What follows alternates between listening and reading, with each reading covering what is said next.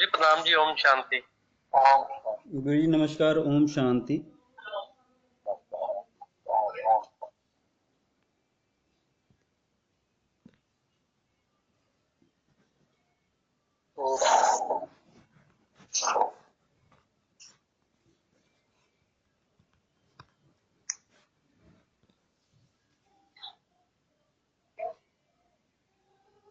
शांति। कैसा रहा कल?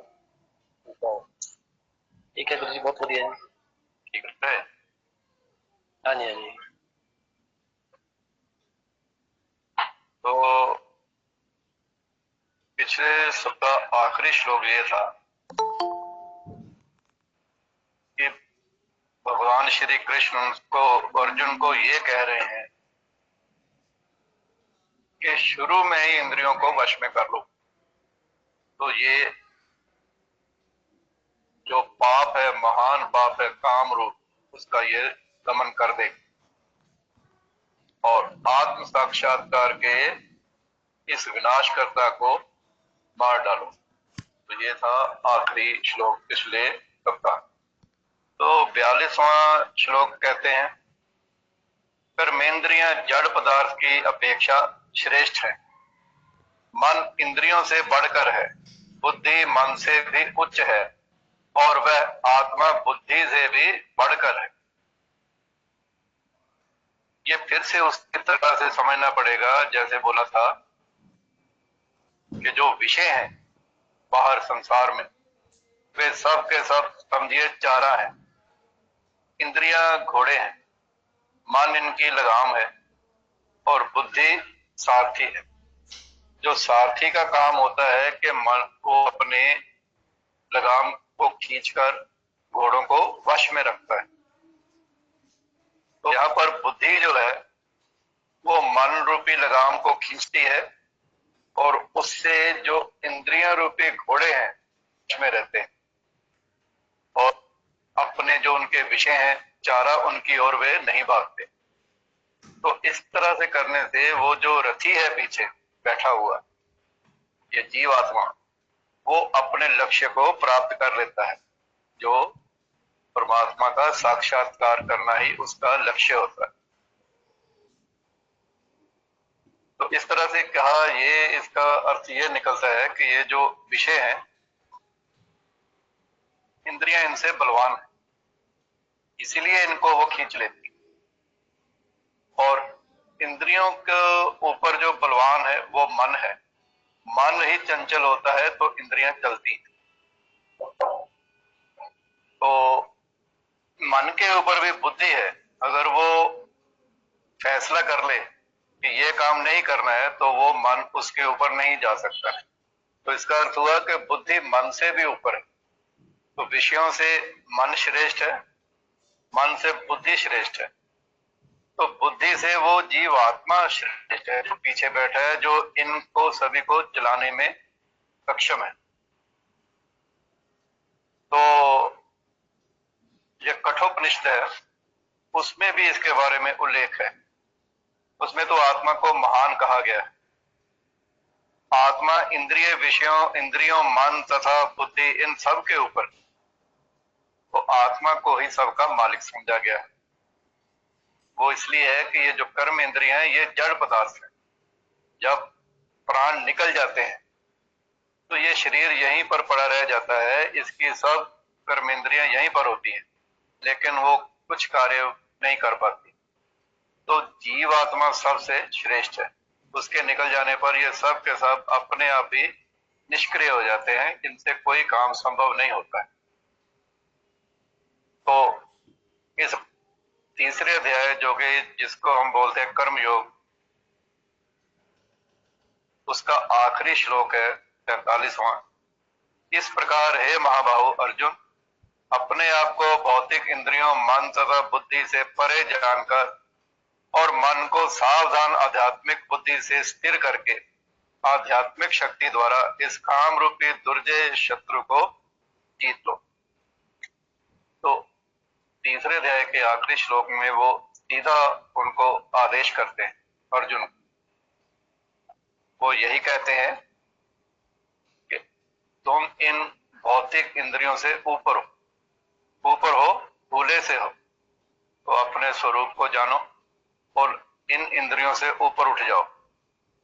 अपने मन को सावधान करते हुए, चौकस रहते हुए, कहीं ये फिर से फिसल ना जाए, तो अपनी आध्यात्मिक बुद्धि को स्थिर करो परमात्मा में, और आध्यात्मिक शक्ति द्वारा वो जो इस तरह से स्थिर करने से मन को अपने आप पैदा होती है, उस शक्ति के द्वारा ये जो काम रूप इस अध्याय में शत्रु कहा गया है, महान शत्रु कहा गया है, उस पर विजय प्राप्त करो।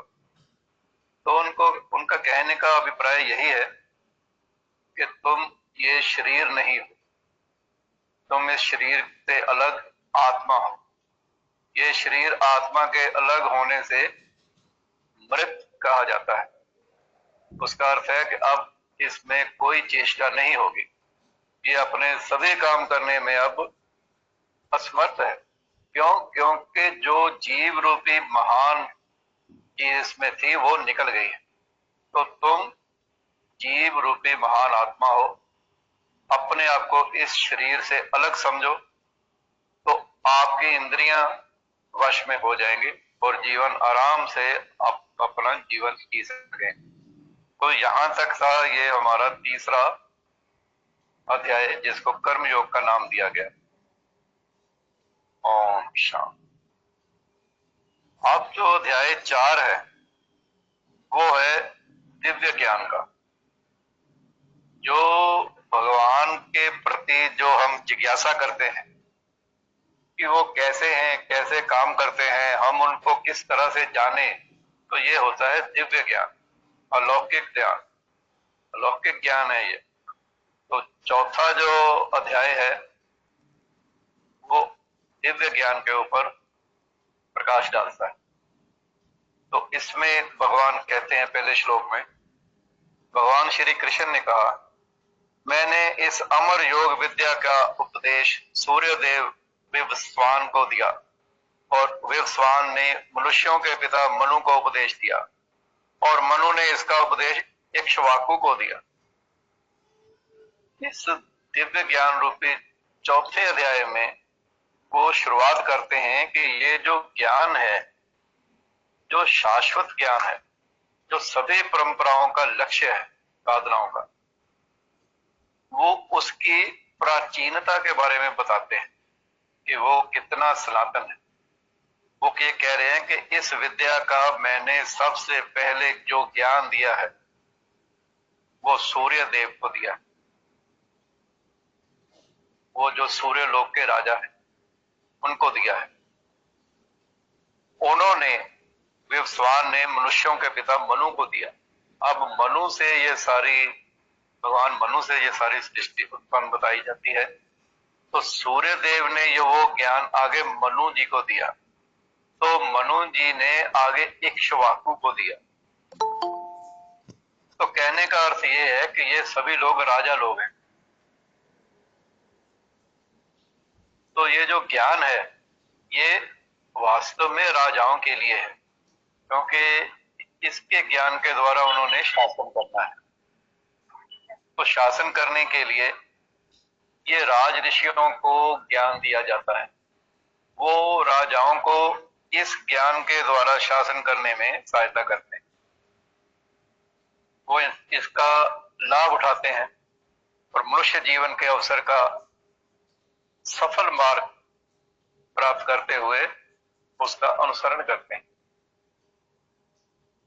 जो ये मनवंतर चल रहा है उसमें सूर्य देव विवस्वान कहलाते हैं, यानी सूर्य का राजा, जो सौर मंडल के अंतर्गत समस्त ग्रहों का उद्गम स्थान है, जहां से सभी ग्रह निकलते हैं। ब्रह्म संहिता में तो यहां तक कहा गया है कि मैं उन श्री भगवान गोविंद की पूजा करता हूं जो आदि पुरुष हैं और जिनके आदेश से समस्त लोकों का राजा सूर्य प्रभुत शक्ति तथा ऊष्मा धारण करता है। यह सूर्य भगवान के नेत्र तुल्य है और ये उनकी आज्ञा अनुसार अपनी कक्षा को तय करता है। तो कहने का अर्थ है कि सूर्य सभी लोकों के राजा है। तो सूर्य देव विवस्वान सूर्य ग्रह पर शासन करते हैं, जो ऊष्मा तथा प्रकाश प्रदान करके अन्य समस्त लोगों को अपने अधिकार में रखते हैं। तो सूर्य जो है वो भगवान के आदेश पर ही एक स्थान पर स्थिर है और सभी ग्रह उसके आसपास घूमते हैं। गीता किसी मामूली सांसारिक विद्यार्थी के लिए कोई काल्पनिक ग्रंथ नहीं है, बल्कि ये ज्ञान का एक मानक ग्रंथ है, माना हुआ है, जो अनंत काल से चला आ रहा है। जिस तरह से महाभारत में शांति पर्व है, गीता के इतिहास के बारे में भी श्लोक है। वो कहते हैं कि त्रेता युग के आदि में विवस्वान ने परमेश्वर संबंधी इस विज्ञान का उपदेश मनु को दिया और मनुष्यों के जनक मनु ने इसे अपने पुत्र इक्ष्वाकु को दिया। इक्ष्वाकु इस पृथ्वी के शासक थे और उस रघुकुल के पूर्वज थे जिसमें भगवान श्री राम ने अवतार लिया। तो ये सब ये प्रमाणित करते हैं कि मानव समाज में महाराज इक्ष्वाकु के काल से ही भगवत गीता विद्यमान थी। तो ये सारा वो इसलिए बता रहे हैं कि बताया जा सके अर्जुन को कि वही ये जो मैं ज्ञान बोल रहा हूं ये आज का ही नहीं है, ये युगों युगों से है। कई मनवंतरों से, कई युगों से बहुत पुरातन है कि जब से ये सृष्टि उत्पन्न होती रही। तो ये ज्ञान सदा से है, शाश्वत है। तो इस ज्ञान को वो कहते हैं कि गुरु परंपरा से ग्रहण करना चाहिए। कहने का अर्थ है कि शिष्य गुरु से ही ये ज्ञान सुने तो इसका उसके जीवन पर प्रभाव पड़ेगा, वो इंद्रियों को रोक पाने में सक्षम होगा, सफल जीवन जीने में वो सफल होगा। तो आगे का श्लोक कहते हैं, इस प्रकार ये परम विज्ञान गुरु परंपरा द्वारा प्राप्त किया गया और राज ऋषियों ने इसी विधि से इसे समझा, किंतु काल क्रम में ये परंपरा छिन्न हो गई। अतः ये विज्ञान यथा रूप में लुप्त हो गया लगता है। तो इस पुरातन सनातन ज्ञान को वो कहते हैं कि गुरु परंपरा से ही प्राप्त किया गया। जैसे सूर्य ने आगे दिया, फिर सांझ ने आगे मनु को दिया, मनु ने आगे इक्ष्वाकु को दिया, इस तरह आगे आगे ये ज्ञान गुरु से शिष्य को मिलता गया। लेकिन ये चलते चलते इसमें इतनी विकृतियां आ गई तो लगता है कि ये ज्ञान जैसे लुप्त हो गया। तो वो जो ज्ञान लुप्त हो गया उसी की स्थापना दोबारा कुरुक्षेत्र के मैदान में की जा रही। ये सारा ज्ञान अर्जुन को जो दिया जा रहा है वो अर्जुन के बहाने हम सभी के लिए है, क्योंकि जीवन तो सभी ने ही जीना है और उन सभी का लक्ष्य एक ही है कि परमात्मा को जानना। तो उसको जानने के लिए ही ये सारा ज्ञान दोबारा से भगवान कहते हैं कि मैं बोल रहा हूं। असुर लोग इसके ऊपर विश्वास नहीं करते, वो भगवान श्री कृष्ण को भगवान ही नहीं मानते, वो उनको साधारण मानव के तौर पर ही देखते हैं। वो उनके बाल्यकाल देखते हैं, उनका कुमार जब बनते हैं थोड़ा बड़े होते हैं वो देखते हैं, उनकी युवा अवस्था देखते हैं। अब ये जो ज्ञान बोला जा रहा है ये वो कहते हैं कि 90 वर्ष की आयु थी उनकी जब उन्होंने ये ज्ञान बोला। 90 वर्ष में भी वो 20, 25, 30 वर्ष के ही जवान लगते थे। वो इसका कारण ये है कि भगवान का जो शरीर है वो उनके स्वयं से अलग नहीं है। जीव का जो शरीर है वो उससे अलग है। जीव ने उसको दोबारा से प्राप्त करना है उसी को जहां से वो आया है, लेकिन भगवान कहीं से नहीं आए हैं, वो सदा से इसी तरह है। तो उनका शरीर समय के साथ बढ़ता नहीं। तो 90 वर्ष की आयु में, क्योंकि उनके पौत्रे भी इस युद्ध में थे, इसके हिसाब से देखा जाए तो वो बहुत ज्यादा वृद्ध थे, लेकिन क्योंकि भगवान है तो उनका शरीर और उनकी जो आत्मा है वो अलग नहीं है, वो इकट्ठा है। तो ये जो परम विज्ञान गुरु परंपरा द्वारा प्राप्त किया वो राज ऋषियों ने किया। राज ऋषियों ने ये इसी विधि से समझा जिस तरह से ये बोला जा रहा। कहने का अर्थ है कि उसमें कुछ भी उन्होंने अपना नहीं जोड़ा है, जैसा ज्ञान था वैसा ही प्राप्त किया है। लेकिन चलते चलते समय के साथ जैसे आम कुरीतियां समाज में आती हैं, उसी प्रकार ये जो अलौकिक दिव्य ज्ञान है वो छिन्न हो गया है। तो उसी को दोबारा से यहाँ पर वो बोला जा रहा है, ये वो कहते हैं।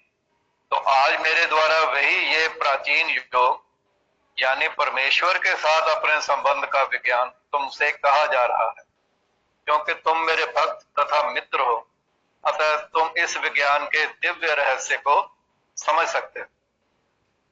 अब इस श्लोक में वो कहते हैं कि जैसे भक्तों की हुई मनुष्यों की दो श्रेणियां, एक भक्त है, दूसरे असुर है। तो अर्जुन क्योंकि भगवान का शिष्य है, उसने स्वयं अपने मुंह से बोला है कि आप मेरे गुरु हैं तो मेरे को शिक्षा दो। तो अर्जुन भगवान का शिष्य है, तो उसको चुनकर उन्होंने ये ज्ञान आगे देना शुरू किया है। जो असुर है वो इसको इस तरह से सुनते ही नहीं, सुनते भी हैं तो वो इस तरह से जैसे वो समझाना चाहते हैं वो समझते भी नहीं। ये परम गुह विद्या है, यानी इतनी रहस्यमय है, ये इतना रहस्य से परिपूर्ण है कि साधारण जन तो इसको फिर समझ भी नहीं सकता। जैसे पहले एक श्लोक आए थे कि कोई आश्चर्यजनक वक्ता इसका उच्चारण करता है, कोई आश्चर्यजनक श्रोता इसको सुनता है, और बहुत सारे तो सुनकर भी समझ नहीं पाते। ये इतना रहस्य है, रहस्यमय ये ज्ञान है। तो ये जो ऐसा भी है कि बहुत सारे भक्तों ने टीकाएं की हैं इसके ऊपर, भक्तों ने भी करी है, नास्तिकों ने भी लिखा है। जो भक्तों ने लिखा है वो तो करीब करीब ऐसा ही है जैसा भगवान चाहते हैं कि मेरे ज्ञान को समझा जाए। लेकिन जो असुरों ने लिखा है वो भी उन्होंने अपने मन के अनुसार इसका अर्थ निकाला है। भगवान के बोलने का अर्थ असुरों ने कुछ और ही निकाला है। असुर भगवान कृष्ण को उस रूप में जानते ही नहीं और मानते भी नहीं। वे उनके बारे में तरह तरह की मनगढ़ंत बातें करते रहते हैं। उनके उपदेश मार्ग से सामान्य जनता को गुमराह भी करते रहते हैं। वो कैसे कि ये जो ज्ञान है वो कहते हैं कि ये किसने बोला है, वो जो स्त्रियों के साथ नाचता गाता था, वो जो उनके कपड़े चुराता था, वो ऐसे ऐसे अनेक तरह के उदाहरण दे करके भगवान श्री कृष्ण को मामूली साधारण जन बताना चाहते। कहने का अर्थ है कि भगवान में सभी रस हैं, उनमें प्रेम रस भी है। वो जिसके ऊपर नास्तिक लोग टीका टिप्पणी करते हैं वो उनका प्रेम रस है। सभी रस भगवान के हैं, तो वो अपने जीवन में उन्होंने इन सभी रसों को प्रकट किया है। एक भी रस छूट जाता तो वो भगवान कैसे कह सकते। तो ये लोग ये नहीं समझते हैं, वो इतना सब पकड़ करके हिसाब से वो जी ऐसा करते थे वैसा करते थे, उनके विषय में गुमराह करते हैं। तो जो भक्त लोग हैं उनको उनकी बातों पर नहीं जाना चाहिए। उनके इस दिव्य ज्ञान को, उनके वो प्रेम स्वरूप जो उन्होंने अपना दिखाया था गोपियों के संग, उनमें प्रेम को देखते हुए उसमें रमना चाहिए और अपने जीवन को ऊंचाइयों पर ले जाने की कोशिश करनी चाहिए। हमें अर्जुन की परंपरा का अनुसरण करना है ताकि ये जो परम ज्ञान दिया जा रहा है इससे हम लाभान्वित हों, हमें लाभ पहुंचे। अर्जुन फिर आगे शंका करते हैं। वो कहते हैं कि सूर्यदेव विवस्वान आपसे पहले हो चुके हैं, तो फिर मैं कैसे समझूं कि प्रारंभ में भी आपने उन्हें इस विद्या का उपदेश दिया था? तो ये जिज्ञासा उनके मन में आती। जो सुन रहे हैं वे भी इसी तरह से हो सकता है कि उनके मन में भी आया कि सूर्य देव तो इतने पुराने हैं, बहुत पहले से हैं, आप तो अभी हुए हो, मेरे साथ ही हो, मेरे समकालीन हो, तो मैं कैसे समझूं कि आपने सूर्य को ये ज्ञान दिया था? तो वैसे ऐसी बात नहीं है कि अर्जुन जानते नहीं है, लेकिन क्योंकि मनुष्य के चोले में है तो भ्रम उसका स्वाभाविक है। शंका करना स्वभाव है, मानव का स्वभाव है। ये स्वभाव ही है मानव का कि हर बात पर शंका करे। तो इस बात को स्पष्ट करने के लिए ही अर्जुन ने भगवान से यह प्रश्न पूछा, ताकि वो प्रामाणिक रूप से बताएं कि बात क्या है, कि सूर्य देव को उन्होंने किस तरह से बताया, जबकि वो तो मेरे सामने ही हुए हैं और मेरे साथ खड़े हैं।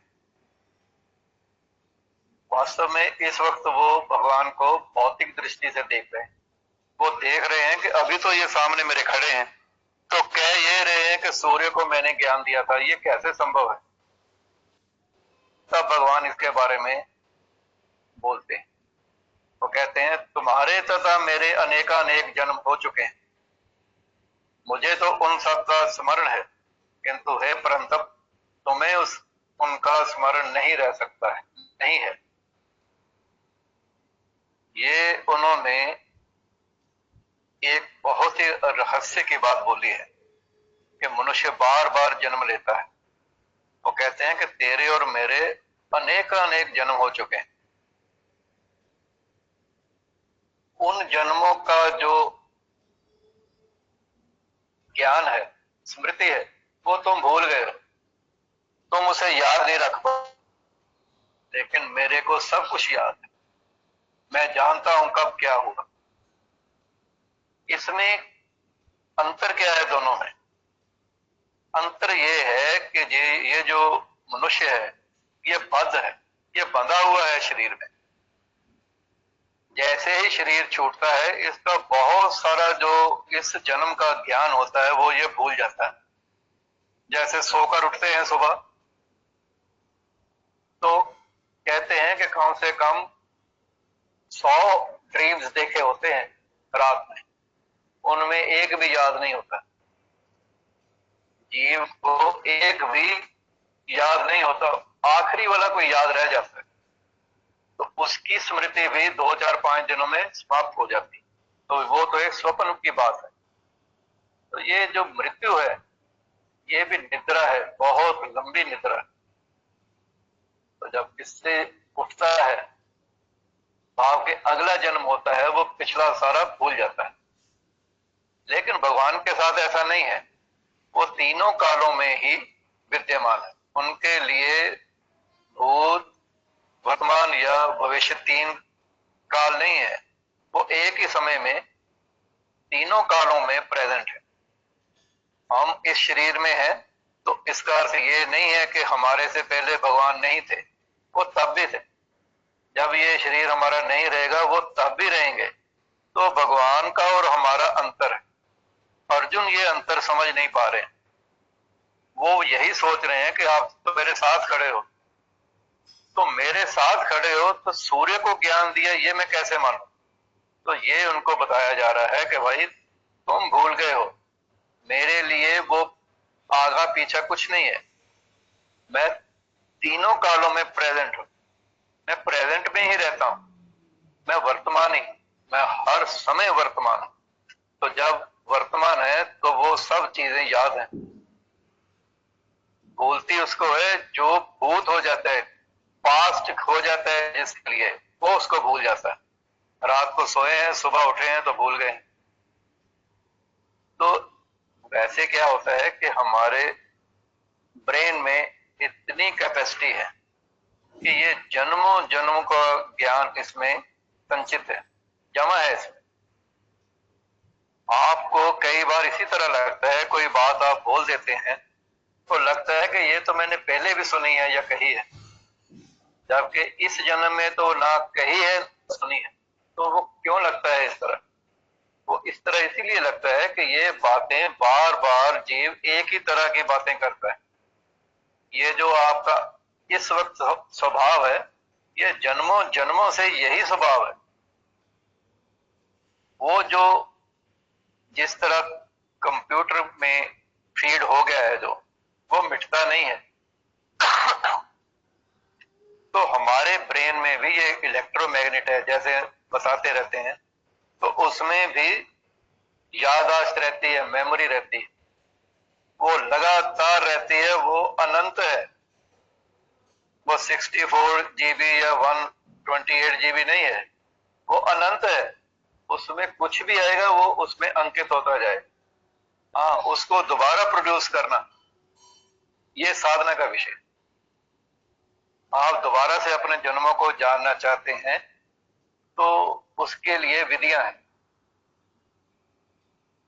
आजकल ये भी कहा जा रहा है कि आपके जन्मों जन्मों के जो घटनाएं हैं वो आप देख सकेंगे पर्दे के ऊपर।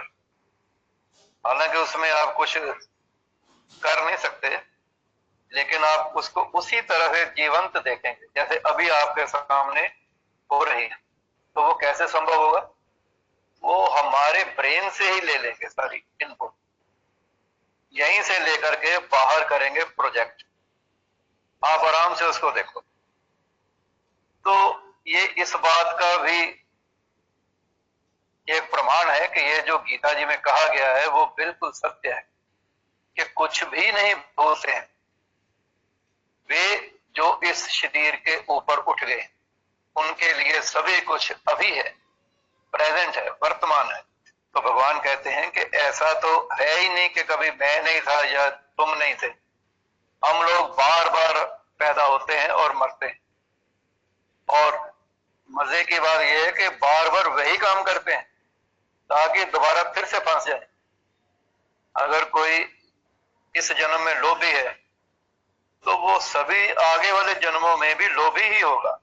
तो जन्म भी इसीलिए होगा कि लोभ पूरा नहीं हुआ है। जो लालच था, कुछ चाहिए था, वो भी मिला नहीं है। मिला नहीं है तो मन में एक रह गई कि मेरे को मिला नहीं, क्योंकि मिला नहीं तो आगे मिलेगा। तो वो उसकी ये ख्वाहिश होती है, इच्छा होती है कि मैं दोबारा जन्म। तो ये पुनर्जन्म के पीछे भी यही एक विज्ञान है कि वो सोचता रहता है कि मेरे को ये मिला नहीं, तो जो मिला नहीं वो मिलेगा फिर अगले जन्म में। तो ये चलता रहता है। तो भगवान के ये कहने का अर्थ यही है कि भाई मैं तो हमेशा से ही हूं, लेकिन तुम इस शरीर में बंध गए हो। जिस दिन मुक्ति को प्राप्त होंगे तुम्हें भी सब कुछ मेरी तरह से ही याद हो आएगा। तो आगे कहते हैं, ये श्लोक है, छठा श्लोक है, यद्यपि मैं अजन्मा और अविनाशी हूं और यद्यपि मैं समस्त जीवों का स्वामी हूं, तो भी प्रत्येक युग में मैं अपने आदि दिव्य रूप में प्रकट होता हूं।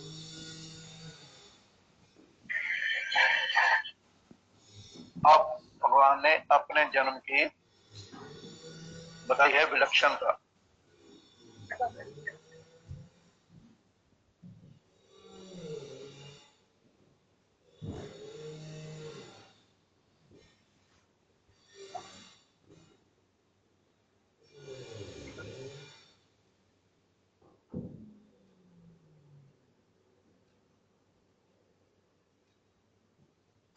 ठीक,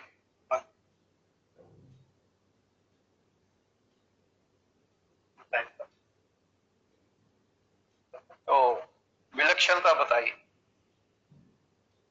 वो क्या कहते हैं? कहते हैं कि मैं हो सकता है कि सामान्य पुरुष की तरह ही जन्म लेता हूं, लगता है, लेकिन मेरा वो जन्म का धारण नहीं होता है। मैं अनेक अनेक जन्मों की स्मृति के साथ ही आता हूं, लेकिन वो जो मेरे साथ होते हैं वो यही समझते हैं कि ये तो अभी अभी पैदा हुआ। वो स्वाभाविक भी है, क्योंकि लोग तो ये कहते हैं कि हमें तो एक दिन पहले का पता नहीं होता। अगर आपसे पूछा जाए कि कल रात को क्या खाया था, तो 1 2 4 सेकंड लगते हैं याद करने कि क्या खाया था, तो अभी वो 10 12 घंटे की बात होती है। तो उसमें भी हम ये पूछते हैं कि अभी हमें पता नहीं है कि क्या खाया था, तो जन्म के बारे में कैसे पता होगा। तो उसके लिए फिर भी कई लोग अपने आप को कहते हैं मैं भगवान, मैं गॉड हूं, जबकि भगवान के लिए और इन लोगों के बीच में जो अंतर है वो कहीं भी मिलता नहीं है। आप ये लोग एक दिन पहले की बात भूल जाते हैं, और भगवान जन्मों जन्मों की, जब से ये सृष्टि अनंत काल से है, वे तभी से हैं और तभी से प्रेजेंट है। तो वो जो उनकी प्रेजेंस है तीनों कालों में, वो उनको विलक्षण बनाती है। तो ये लोग अपने आप को भगवान के तुल्य बोलते हैं कि हम तो भगवान ही, अपने आप को घोषित कर देते हैं कि हमें भगवान बोलो। तो आम जनों को, हम लोगों को उनसे भ्रमित नहीं होना चाहिए। प्रकृति का जो अर्थ, स्वभाव तथा स्वरूप दोनों ही है। भगवान कहते हैं कि वे अपने ही शरीर में प्रकट होते हैं, वे सामान्य जीव की भांति शरीर परिवर्तित नहीं करते। इस जन्म में तो बद्ध जीव का एक प्रकार का शरीर हो सकता है, किंतु अगले जन्म में दूसरा रहता है, कुछ और। लेकिन भगवान के संबंध में ऐसा नहीं है, वो वैसे ही शरीर के साथ उत्पन्न होते हैं, वही शक्तियां होती हैं। वो इसलिए आते हैं कि हम सब जो बद्ध जीव हैं उनको मुक्ति कैसे दिलवाई जाए, वो मेरे को कैसे जाने। तो इसलिए वो उनके बीच में रह करके लीला करते हैं, उनको तरह तरह की अलौकिक चीजें दिखाते हैं, घटनाएं करते हैं। तो उनमें से कुछ लोग उनको समझ आते हैं और उनके भक्त हो जाते हैं, तो वो जीते जी इस शरीर से छूट जाते हैं। तो कहते हैं कि मैं हर युग में प्रकट होता हूं, मैं समस्त जीवों का स्वामी हूं, तो भी प्रत्येक युग में मैं अपने आदि दिव्य स्वरूप में प्रकट होता हूं। इस तरह से वो, जैसे पहले अभी बोला कि वो कितनी भी उनकी आयु हो जाए इस जन्म, वो युवा ही लगते, जवान लगते। हमने कहीं भी भगवान राम या भगवान गोविंद जी का वृद्ध अवस्था का चित्र नहीं देखा है, क्योंकि वो वृद्ध होते ही नहीं, वो युवा अवस्था से आगे बढ़ते ही नहीं। उनके वश में है सब, उनकी मर्जी है। हालांकि वे अपने उसी दिव्य शरीर में प्रकट होते हैं और ब्रह्मांड के स्वामी हैं, तो भी ऐसा लगता है कि वो जैसे सामान्य जीवों की तरह ही प्रकट हो रहे हैं। रामचंद्र जी के जन्म के समय भी कुछ इसी तरह का था कि उन्होंने अपनी माता को विराट स्वरूप दिखलाया, तो माता डर गई, तो विनती की कि आप दोबारा से बाल्यावस्था में ही आ जाओ। तो फिर वो बाल्यावस्था में आकर रोने लगे और अपना इस जन्म का उन्होंने लीला शुरू किया। तो भगवान के जन्म अलौकिक होते हैं, उनकी लीलाएं अलौकिक हैं, उनकी बातें दिव्य हैं। साधारण जनों को वो समझ नहीं आती और उसमें वो भ्रम करते, शंका करते। 7वां श्लोक है, हे भरतवंशी, जब भी और जहां भी धर्म का पतन होता है, ये श्लोक सभी जानते हैं, यदा यदा ही धर्मस्य ग्लानिर्भवति भारत अभुत्यानाम धर्मस्य तदात्मनाम प्रजाम्यहम्। वो कहते हैं कि हे भरतवंशी, जब भी और जहां भी धर्म का पतन होता है और अधर्म की प्रधानता होती है, धर्म की हानि होती है, तब तब मैं अवतार लेता हूं। ये उन्होंने अपने अवतार लेने के ही कारण बताया है कि जब जब धर्म का पतन होता है, अधर्म का, अधर्म की प्रधानता होने लगती है, सृष्टि छिन्न भिन्न होने को तैयार होती है, तो मैं उस वक्त जन्म लेता हूं, अवतार लेता हूं। तो ये जो भगवत गीता के सिद्धांत अर्जुन से कहे गए थे, अतः वे किसी महापुरुष के प्रति भी हो सकते हैं। उनको भी यही बात कही जा सकती है कि मैं तब आता हूं जब धर्म की हानि होती। तो फिर आगे कहते हैं, पित्राणाय साधूनाम विनाशाय च दुष्कृताम धर्म संस्थापनाय संभवामि युगे युगे। तो कहते हैं कि भक्तों का उद्धार करने, दुष्टों का विनाश करने और धर्म की फिर से स्थापना करने के लिए मैं हर युग में प्रकट होता हूं। ये शब्द आया है दुष्कृताम, ये तो उन व्यक्तियों के लिए है जो परमात्मा की परवाह नहीं करते, उनके जो उपदेश हैं उनको नहीं मानते, तो उनको वो बोलते हैं दुष्ट। वो दुष्ट लोग होते हैं जो भगवान के उपदेशों के उलट चलते हैं। उनको इस बात में मजा आता है कि लोगों को सताया कैसे जाए। तो असुरों का यही स्वभाव है। उनको मजा ही इसमें आता है कि जब किसी को वो दुख देते हैं, टॉर्चर करते हैं, तो प्रताड़ित करते हैं, तो उनको बड़ा मजा आता है। तो ऐसे जो लोग हैं, इन्हीं के बारे में भगवान कह रहे हैं कि ये दुष्ट लोग हैं। इनको साधने के लिए मैं आता हूं, अवतार धारण करता हूं। असुर जो होते हैं उनका स्वभाव ही होता है कि भक्तों को तंग करना है, भले वे उसका अपना ही क्यों ना हो। जैसे प्रहलाद जी महाराज थे, उनका पिता ही उनको इतना टॉर्चर करता है, करने का शुभ क्या क्या नहीं किया। सांपों के आगे, पहाड़ से गिरा दिया, हाथियों के नीचे दे दिया, मतलब उसको मारने की कितनी चेष्टा की। हालांकि वो क्या कहता था, वो तो हरि का जाप ही करता था। तो ये कहता था नहीं मैं भगवान, मेरा जाप करो। तो वो कहते थे आप तो मेरे पिता हो, आप भगवान नहीं है, भगवान हरि हैं।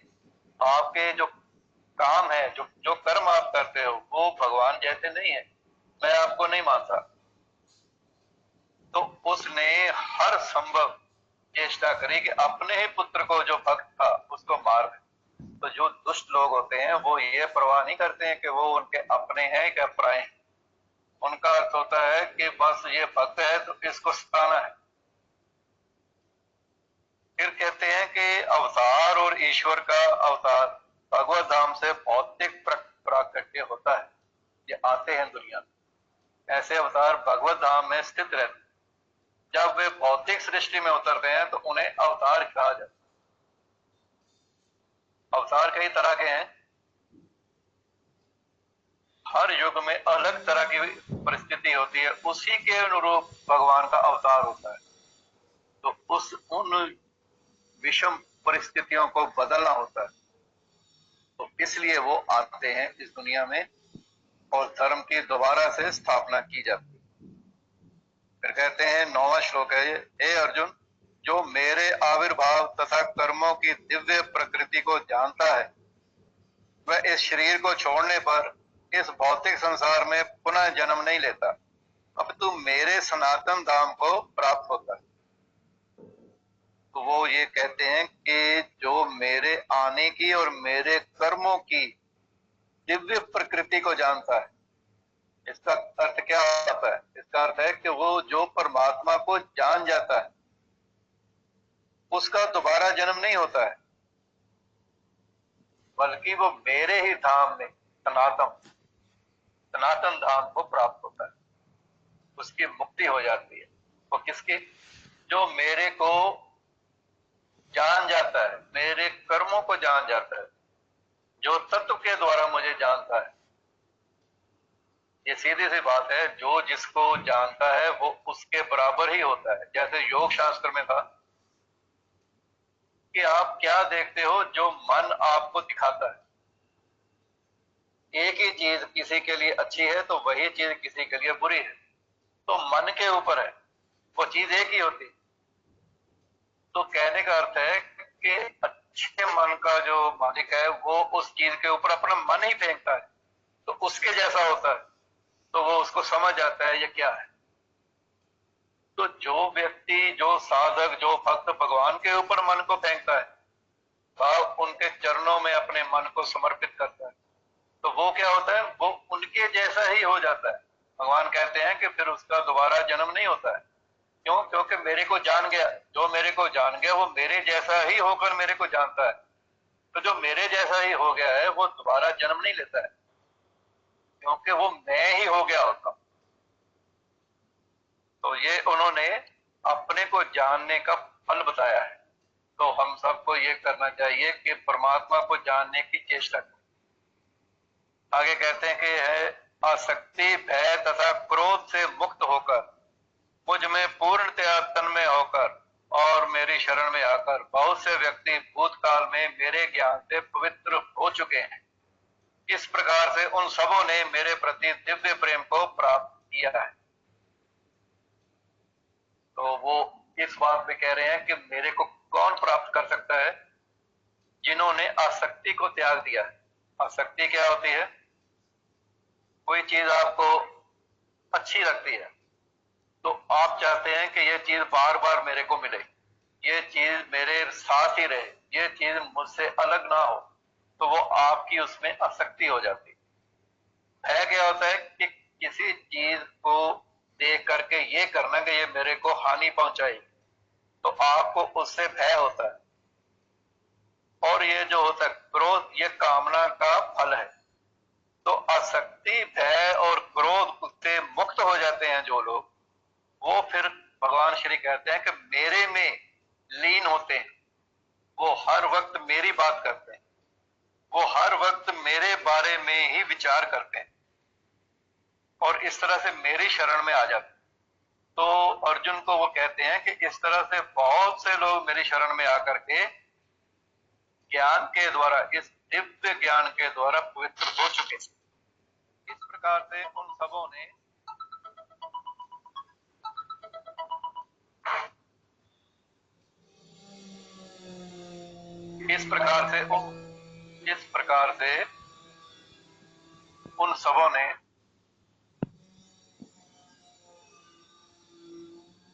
इस प्रकार से उन सबों ने मेरे प्रति दिव्य प्रेम को प्राप्त।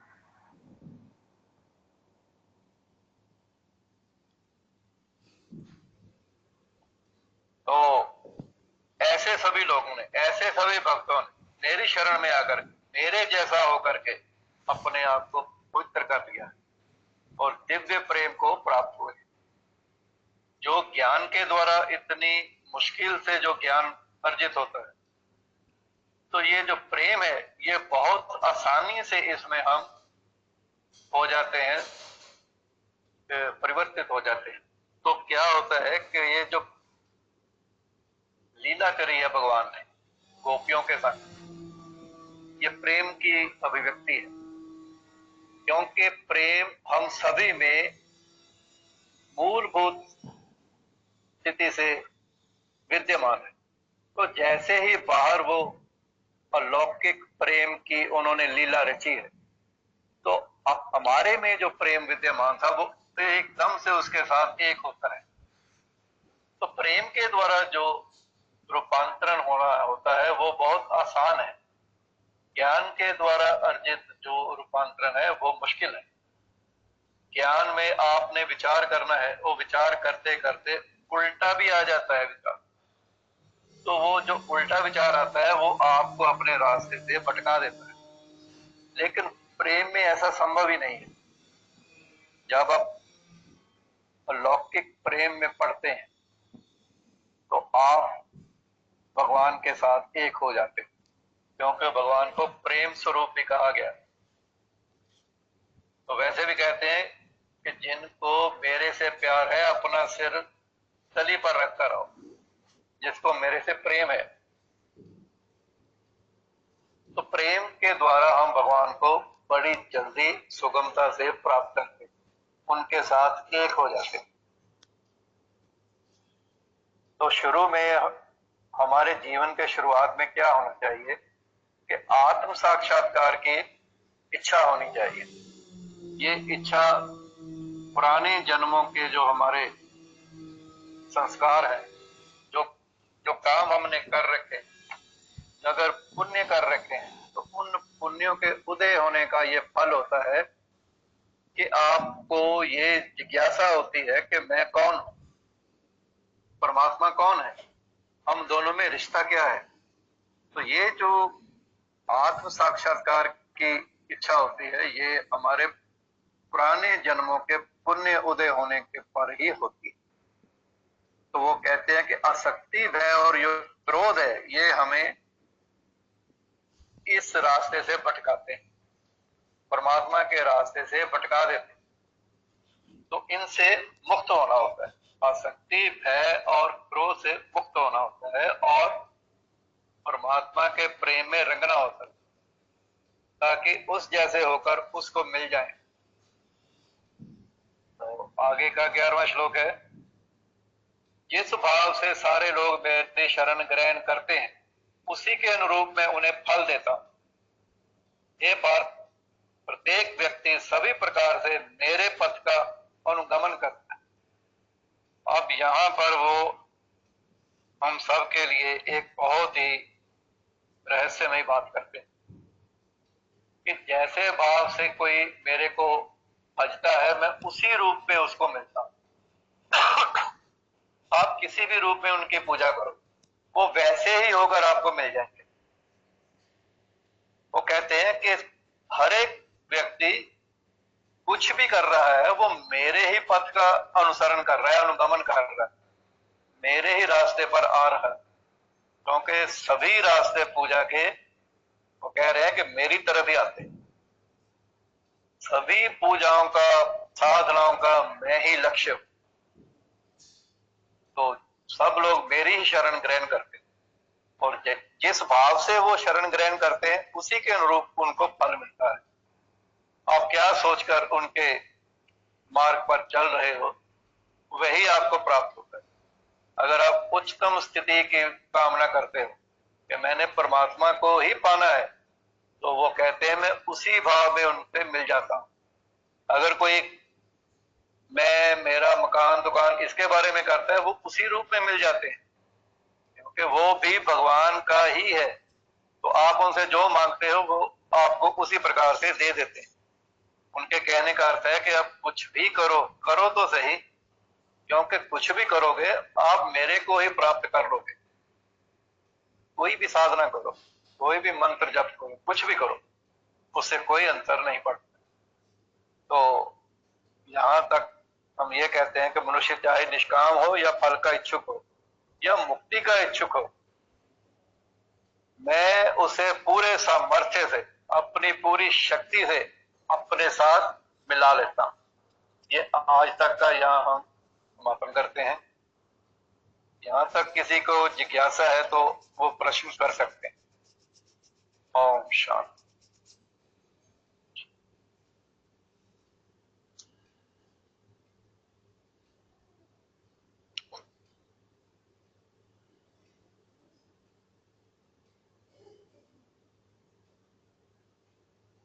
गुरमीत जी, थोड़ी आवाज नहीं आ रही।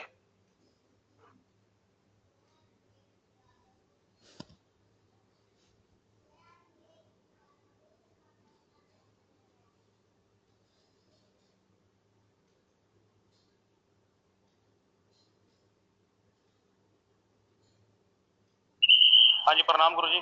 ओम। हाँ गुरु जी, कुछ दिन ਪਹਿਲਾਂ ਤੁਸੀਂ ਮੈਸੇਜ ਪਾਇਆ ਸੀ ਆਪਣਾ ਸੂਰਯ ਨਾੜੀ ਔਰ ਚੰਦਰ ਨਾੜੀ ਦੇ ਬਾਰੇ ਵਿੱਚ, ਉਹਦਾ ਥੋੜਾ ਜਿਹਾ ਖੁਲਾਸਾ ਕਰਦੇ हैं। हाँ, वो इस तरह है कि सूर्य नाड़ी और ये जो चंद्र नाड़ी है, ये हमारी वो जो 3 शाखाएं निकलती हैं मूलाधार से, इंगला, पिंगला और सुखमना नाड़ी। ये जो इंगला पिंगला है, ये तो सूर्य और है हमारा चंद्रमा। इनको अगर हम बैलेंस कर लेते हैं, वो बैलेंस कैसे करना होता है कि ये एक प्राणायाम की विधि आप सब जानते हो। सूर्य अगर आपका डाउन है तो बायां आपने नथना बंद करना है और दाहिने से श्वास लेते जाना है। इससे आपका सूर्य नाड़ी जो है वो शुद्ध होती जाती है। और वैसे जिनका होता है बीपी लो, वो इस तरह से करेंगे तो वो हाई हो जाता है। तो राइट से श्वास लेते हैं। तो जब दूसरा होता है वो होती है चंद्र नाड़ी, तो राइट को बंद कर लेते हैं, तो लेफ्ट से सांस आना जाना होता है। उससे अगर किसी का हाई है तो वो सामान्य हो जाता है बीपी। ये इसके लक्षण होते हैं। जब दोनों चीजें आपकी अपने वश में आती है तो मन में शांति का संचार होता है। और जो भी पूजा पद्धति अपनाई जाती है उसका लक्ष्य यही है कि मन शांत हो जाए, क्योंकि मन शांत होगा तभी उसमें परमात्मा के दर्शन होते हैं। जैसे बताया है कि ठहरा हुआ पानी है किसी तालाब में, तो उसमें अगर चंद्रमा को हम देखते हैं तो स्पष्ट दिखाई देता है। अभी उसमें एक कंकर फेंक देते हैं तो लहरें उत्पन्न हो जाती, तो आप देख नहीं पाते चंद्रमा। हालांकि उस वक्त भी उसकी छवि उसमें होती है, लेकिन वो हिल गया है पानी, वो शांत नहीं है, तो उसमें आपको उसके दर्शन नहीं होते। तो ये जो मन रूपी हमारा तालाब है, इसमें परमात्मा रूपी चंद्रमा के दर्शन होने हैं। अब ये अशांत रहे तो वो दर्शन नहीं होते। तो इसलिए सूर्य नाड़ी और चंद्र नाड़ी को शांत करने का हमने कहा था, ताकि आप परमात्मा की छवि को अपने मन में ही देख सको। तो इसके लिए योग मार्ग भी है। आप सूर्य नमस्कार कर सकते हैं, फिर अनुलोम विलोम कर सकते हैं। इससे और कम से कम ये 10-15 मिनट आपको करने चाहिए। तो आपको क्या होता है कि मैंने कई बार बताया है कि मेरे आधे शरीर में आता है पसीना, आधे में नहीं आता। तो इसका अर्थ होता है कि आधे घंटे के लिए हमारा एक भाग सक्रिय होता है, एक्टिव होता है शरीर का, और आधे घंटे बाद दूसरा साइड शुरू हो जाता है। वो क्यों होता है? क्योंकि हमारा श्वास इस तरह से चलता है। आधा घंटा बाएं से चलता है, आधा घंटा दाएं से चलता है। आप इस पर कभी ध्यान दो तो आपको पता चलेगा। तो जब ये गड़बड़ी होती है तो आधा घंटा नहीं होता, वो जल्दी जल्दी होते जाते। जब बहुत देर से होते वो चेंज होता है। तो जब सूर्य नाड़ी और चंद्र नाड़ी बैलेंस में हो तो तब आपका शरीर आधा आधा घंटा काम करता है। आधा एक वक्त काम करता है, फिर छोड़ देता है, तो दूसरा शुरू हो जाता है। साधारण जनों को पता नहीं चलता है, वे उन्हीं को पता चलता है जो श्वास के ऊपर ध्यान रखते हैं। तो उनको पता रहता है कि इस वक्त मेरा श्वास दाहिने तरफ से चल रहा है कि बाएं तरफ से चल रहा है। ये भी आपको पता होना चाहिए कि श्वास भी जो है वो आधा घंटा एक तरफ से चलता है, आधा घंटा दूसरी तरफ से चलता है, जो बेस्ट स्थिति। अगर ऐसा नहीं है तो इसको वश में करना होता, तो प्राणायाम के द्वारा इसको वश में किया जाता है। तो जब ये वश में आ जाते हैं तो आपका शरीर एक well oiled, well functioning machine की तरह चलता है, कोई प्रॉब्लम नहीं होती। तो हमने ये कहा था कि सूर्य नाड़ी और चंद्र नाड़ी को बैलेंस कर लो, जीवन खिल उठेगा। तो आप करके देखो, जीवन वाकई खिल उठेगा। ओम शांति।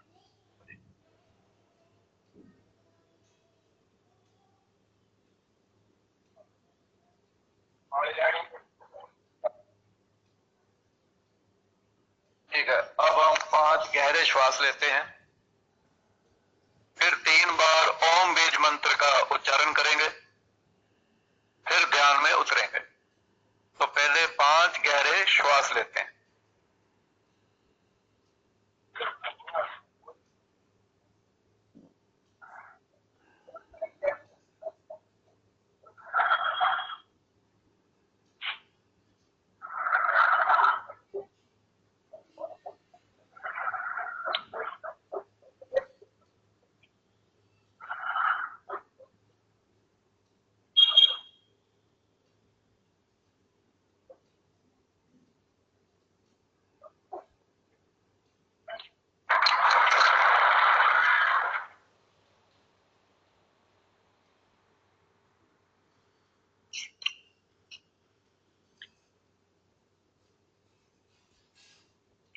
साइलेंट करो।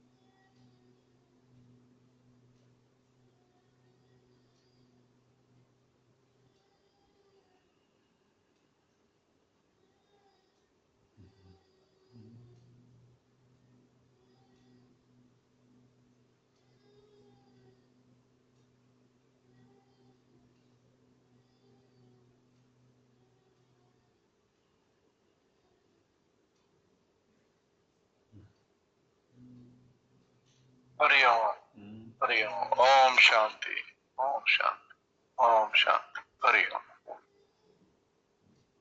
तो हाँ जी, ओम शांति गुरु। हाँ, तो इसके साथ आज का हमारा ये सेशन समाप्त होता है। अगले रविवार को फिर से आगे की चर्चा की जाएगी। तब तक के लिए ओम शांति, हरिओम,